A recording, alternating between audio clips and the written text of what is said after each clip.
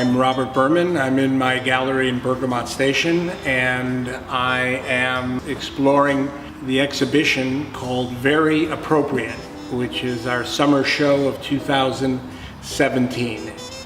It works with artists who use other artists and other imagery to make art from. So some people think of it as reproductions, but it's actually appropriation, which is a genre, a kind of art. We put together around 40, 50 artists and maybe 100 works of art. So these are pieces that we chose that were pertinent to modern art, to contemporary art, and to what's happening today. And we were able to bring in the masters of appropriation art. One of the important artists who use appropriation in their artwork today is Jeff Koons. And if you look at his work, you'll see that he is taking art from past generations, taking kitsch and imagery from dime stores and bringing it into his contemporary art. And when he speaks about his inspiration, as do many of the other artists who do conceptual art, they always go back to the father of conceptual art, Marcel Duchamp. And behind me, we've given an homage to Marcel with drawings of some of his famous photographs by Mary Bacall, Greg Gibbs's appropriations of the drawings, Gary Palmer, and of course, a piece that is pure appropriation but with great historical impact is the original photograph of Duchamp playing chess with Eve Babbitt's in 1963 in the Pasadena Art Museum that was set up by a very young photographer hired by Time magazine just to shoot the show. His name is Julian Wasser, and I did an exhibition of Julian's photographs, particularly the photographs from the Duchamp period. And the last day of the exhibition, we recreated the whole room that was the Pasadena Art Museum in '63.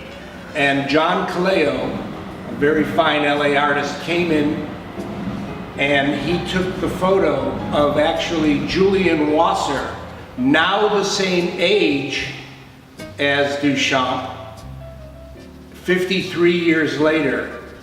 And that is the photo that you see here of the photographer who conceptualized the original piece, playing chess with the nude, which is very similar to Eve Babbitt's back in the 60s. Our version here of the large glass, which was used in the photo, and here as a frame for the John Caleo photo, was painted and put together by LA artist Greg Gibbs. Here you see the recreation of the Air of Paris by Greg, and of course the vest made by David Jones, our San Francisco artist, who made everything by hand, which is reference to Duchamp's vest. Here you see the Green Hotel entrance, which was an immediate ready-made appropriation. This is the appropriation of the ready-made that was actually given to Dennis Hopper, and I believe later sold for $1 million at auction or some outrageous price. But this is made by San Francisco artist Marioni, very important SF artist. Of course, the most iconographic work by Marcel Duchamp is his fountain, which was made in 1917 originally. And here you see Greg Gibbs's appropriation of the original fountain.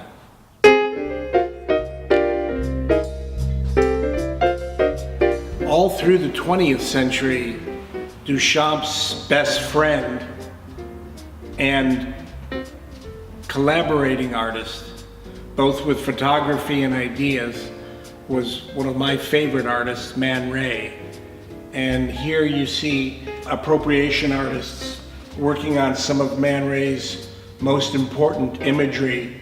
And here you see these photographs that are actually drawings by Mary Bacall. And the painting up above is a painting which I actually sold the original painting to the Philadelphia Museum of Art, his painting Le Beau Temps. And this painting was created by Gary Palmer, but it really captures the essence of what Man Ray was trying to say back in 1939.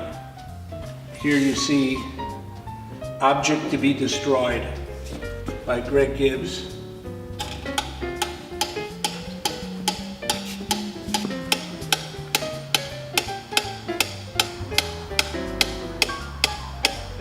Considered Man Ray's most known painting, The Observation, The Ellipse, is a painting that Man Ray sold this back, I believe, in the 60s. And it's been on a boat by a Greek oligarch and has never been loaned to a show.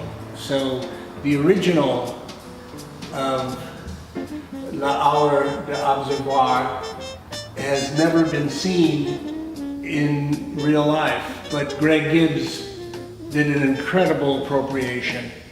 And here you see it hovering above a Jackson Pollock, which is actually a Mike Bidlow painting.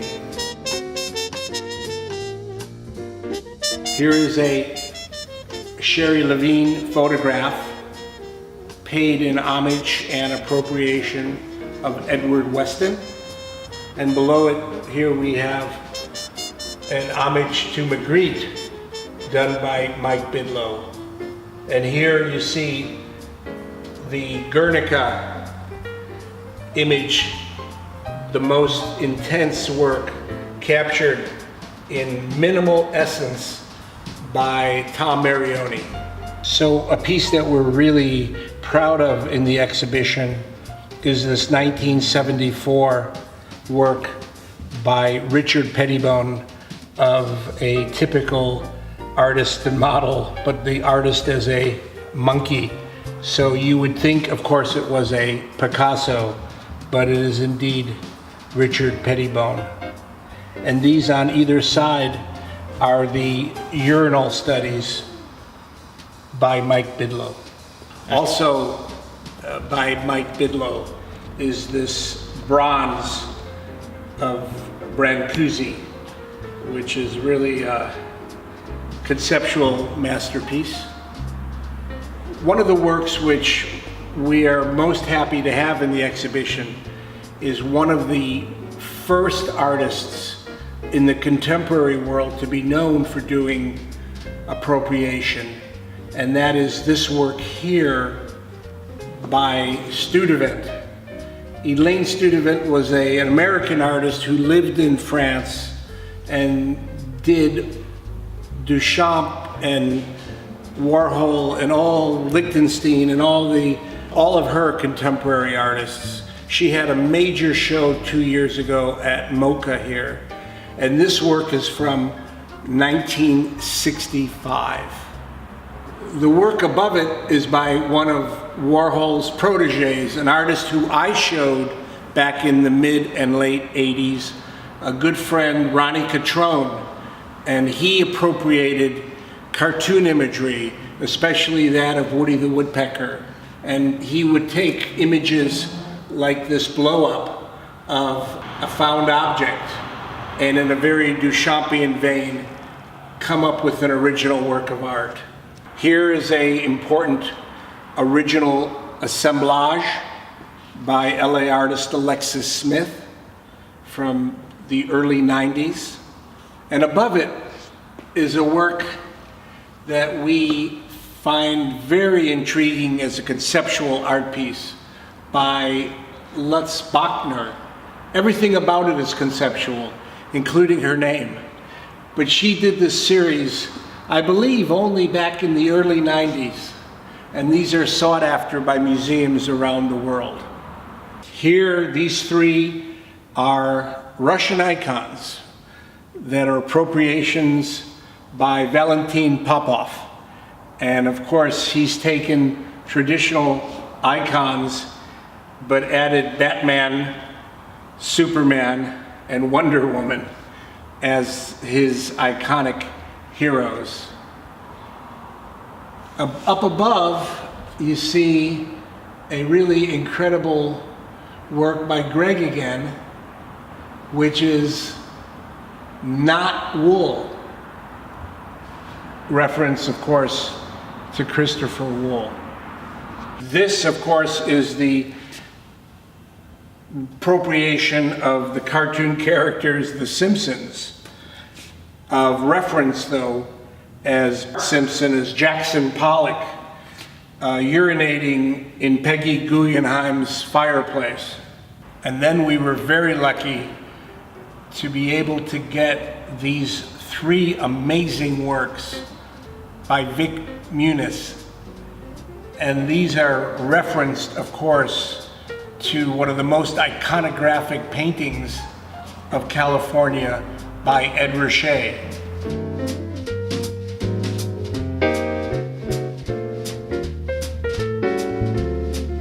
Here, of course, is our homage to Andy Warhol's Campbell's Soup Can, both by Greg Gibbs, who's been doing these for quite some time. These were done in, I believe, 2002.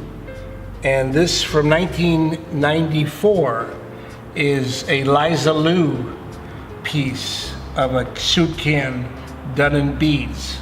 Here's an appropriation of an artist appropriating himself. This is John Waters taking himself from Don Knotts into John Waters, probably on The Tonight Show, from '94, I believe. Here you see Greg Gibbs's appropriation of one of the most famous works done in the early 90s originally by Jeff Koons. But these are Greg Gibbs's floating basketballs.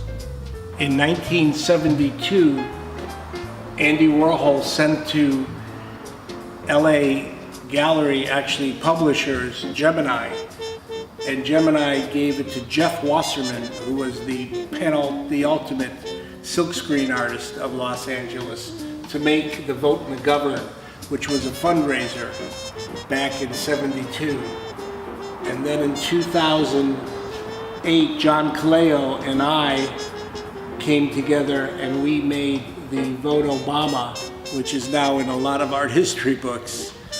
And for the last election, Jeff Wasserman and I worked on the Vote Bernie. So we have the original silkscreen artist who made McGovern do the image and the silkscreen to help Bernie. And when Bernie wasn't going to run, we changed it to Hillary. And the rest is history. At an art fair, I saw Evergold Gallery representing Guy Overfeld, one of their conceptual, interesting artists, who made these incredible Picasso bongs. So these are actual unique, functional bongs that are a pure appropriation from Pablo Picasso.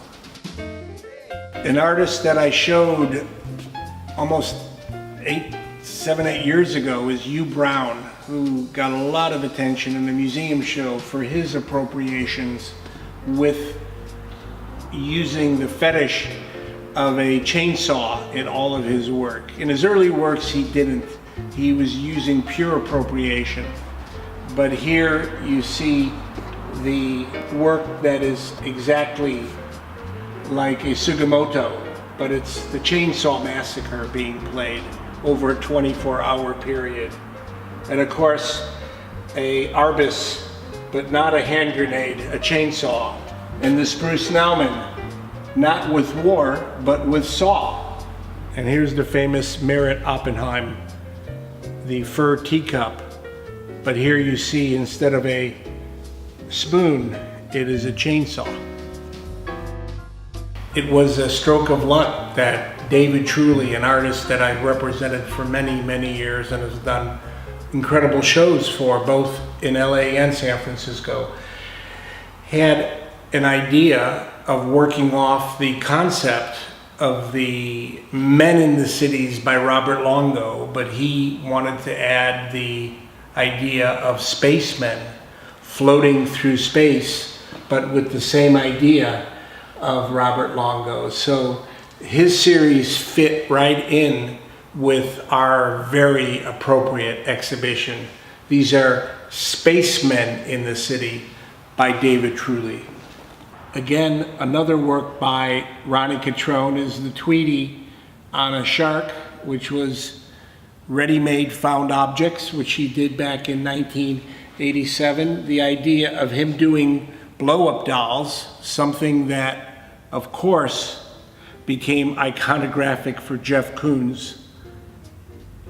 And speaking of Jeff, this is one of his most known pieces, which is done from a probably found object that he took and recast and made a flower vase of the puppy vase and become a very popular piece. Here you see a work by Raymond Pettibone from the late 80s, where he's appropriating the use of Batman and Robin within his work.